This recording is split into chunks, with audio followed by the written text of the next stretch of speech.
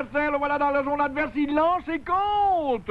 Le citoyen Brosseau de Saint-Jean-sur-Richelieu, constitué à 17 heures, vient me féliciter. Ben bravo, M. Brosseau, je suis content de ça.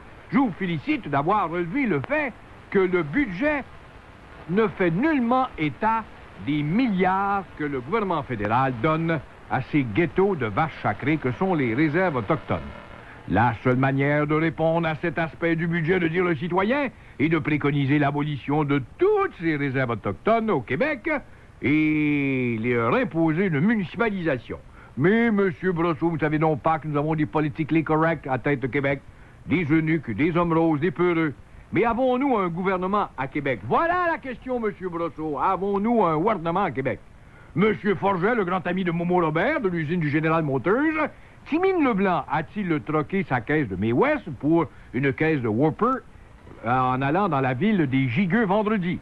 Non, vous faites erreur, M. Forget. M. Timine Leblanc ira avec M. Momo Robert, c'est ça son chauffeur, chez le king du hamburger, car Mimine a toujours été un king, le king de la guitare, le king du rock'n'roll. Mimine est le king du hamburger. Les gens de Sherbrooke, apprêtez-vous à recevoir dignement le roi du hamburger, M. Mimine Leblanc, l'amateur de viande brune, qui va aller voir avec Momo comme chauffeur.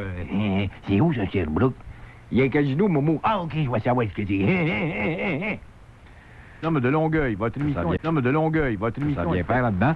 Symbole de la semaine de 4 jours. Et moi, je suis tanné d'entendre qu'on va utiliser les BS, et c'est toujours l'avenir, mais ça ne vient jamais. Un homme de Verdun.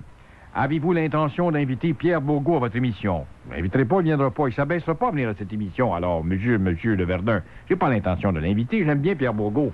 Mais à chaque fois qu'on l'appelle, il ne veut pas. Il veut seulement que pour les snobs et les pédants de Radio-Canada, où il a organisé des concours d'euros dans le passé, de rotte, si vous préférez. Alors, toujours est-il, Bourgault, il vient ici quand il publie un livre où on parle de sa propagande, mais à part ça, quand il s'agit d'un sujet d'actualité, il ne vient pas. Un homme de Montréal, il est comme le gars qui... c'est ça, il vient pas puis voir le docteur parce qu'il n'est pas venu.